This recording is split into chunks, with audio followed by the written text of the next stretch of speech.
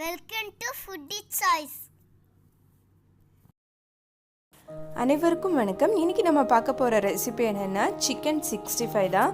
இது வந்து நம்ம ஹோட்டல்லலாம் வாங்குகிற மாதிரி ரொம்ப கலர்ஃபுல்லாக சாஃப்டாக, அதே டைமில் வந்து அவுட்டர் லேயர் ரொம்ப கிறிஸ்பியாக எப்படி பண்ணலான்னு தான் நம்ம இன்றைக்கி பார்க்க போகிறோம். வாங்க ரெசிபிக்குள்ளே போகலாம். அதுக்கு நான் இன்றைக்கி 1/2 கிலோ போன்லெஸ் சிக்கனை இந்த சைஸ்க்கு கட் பண்ணி க்ளீன் பண்ணி வச்சுருக்கிறேன். உங்களுக்கு இதோட கொஞ்சம் பெரிய சைஸ்னாலும் கட் பண்ணிக்கோங்க. குழந்தைங்கள்லாம் இருந்தீங்கன்னா இந்த ஷேப்பில் நமக்கு கட் பண்ணி எடுத்துக்கோங்க.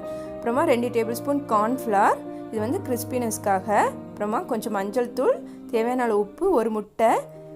இது வந்து ஆச்சி கபாப் மசாலான்னு வரும். அந்த பேக்கெட்டை நான் உங்களுக்கு காட்டுறேன் பாருங்கள். அதிலேருந்து 2 டேபிள் ஸ்பூன் எடுத்து வச்சுருக்கிறேன்.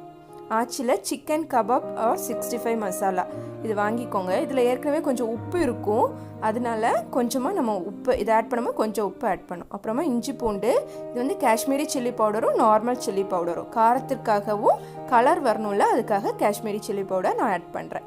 சிக்கனில் வந்து நம்ம இப்போது எல்லா பவுடரும் ஆட் பண்ணிடலாம். ஃபஸ்ட்டு மஞ்சள் தூள் ஆட் பண்ணிக்கோங்க. மஞ்சள் தூள் ஆட் பண்ணிவிட்டு நல்ல ஒரு மிக்ஸ் கொடுத்துருங்க. மிக்ஸ் கொடுத்துட்டு அப்புறமா நம்ம இன்னைக்கு எல்லா பொருளையும் ஆட் பண்ணிடலாம். மஞ்சள் போட்டு மிக்ஸ் கொடுத்ததுக்கப்புறமா இஞ்சி பூண்டு ஒரு 2 டேபிள் ஸ்பூன் அதையும் ஆட் பண்ணி மிக்ஸ் பண்ணிக்கிறேன். மிக்ஸ் பண்ணதுக்கு அப்புறமா வந்து நல்லா ஊறணும். எவ்வளோ நேரம் ஊறுதோ அவ்வளோ தூரம் மசாலாலாம் சிக்கனில் நல்லா கோட்டாகி நல்ல டேஸ்ட்டாக இருக்கும். அதனால கண்டிப்பாக ஒரு 1/2 அன் ஹவர்லேருந்து 45 மினிட்ஸ் ஊற விடுங்க. நான் இன்றைக்கி காரத்திற்கு ஏற்ப மிளகாய் தூளும் காஷ்மீரி சில்லி பவுடரும் ஆட் பண்ணுறேன். அப்புறமா அந்த சொன்ன சிக்கன் கபாப் மசாலா அது ஒரு 2லேருந்து 3 டேபிள் ஸ்பூன். காரம் அதிகமாக வேணும்னா கொஞ்சம் கூட ஆட் பண்ணி, அப்புறமா கார்ன்ஃப்ளவர் எல்லாத்தையும் ஆட் பண்ணிவிட்டு நல்ல ஒரு மிக்ஸ் கொடுங்க. தண்ணிலாம் எதுவுமே ஆட் பண்ணக்கூடாது. நல்ல ஒரு மிக்ஸ் கொடுத்துட்டு நம்ம வந்து லாஸ்ட்டாக இதில் வந்து எக் ஆட் பண்ணி மிக்ஸ் பண்ணணும். உப்பு ஆட் பண்ணிவிட்டேன். சொன்ன மாதிரி அந்த சிக்கன் கபாப் மசாலாவில் கொஞ்சம் உப்பு இருக்கும், அதனால் பார்த்துட்டு ஆட் பண்ணிடுங்க. ரொம்ப அதிகமாக ஆட் பண்ணிட வேண்டாம். நல்லா விரவிட்டேன். இப்போ வந்து நான் ஃபைனலாக அதில் வந்து ஒரு எக்கை விடுறேன். எக் எதுக்குன்னா சிக்கன் வந்து நல்லா சாஃப்டாக ஆகும், அதனால் எக்கை வந்து ஸ்கிப் பண்ண வேண்டாம்.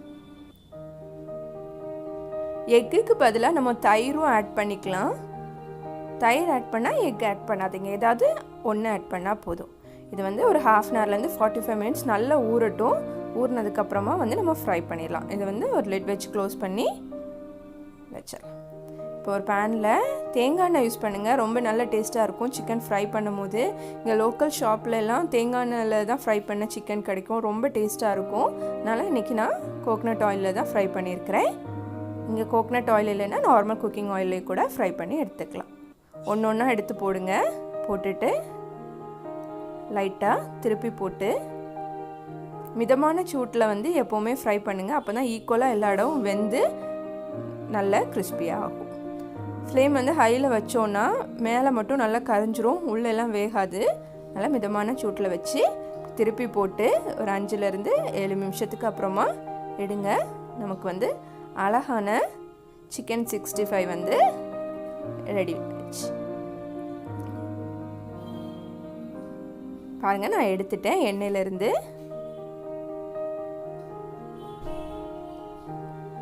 நம்ம காஷ்மீரி சில்லி பவுடர் ஆட் பண்ணனால எக்ஸ்ட்ரா கலருக்காக எதுவும் ஆட் பண்ணல.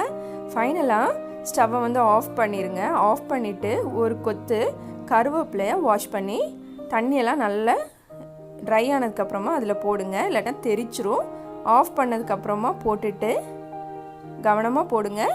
போட்டுட்டு அது வந்து நல்லா பொரிஞ்சதுக்கப்புறமா, இது வந்து ஸ்டவ்வை ஆஃப் பண்ணதுக்கப்புறமா தான் போடணும். எடுத்து இப்படி சிக்கன் மேலே போட்டு சர்வ் பண்ணுங்கள். அழகான சிக்கன் 65 ருசியாக ரெடி ஆச்சு. நீங்களும் ட்ரை பண்ணுங்கள், எப்படி வந்து ஷேர் பண்ணுங்கள். Thank you. Thanks for watching Foodie Choice.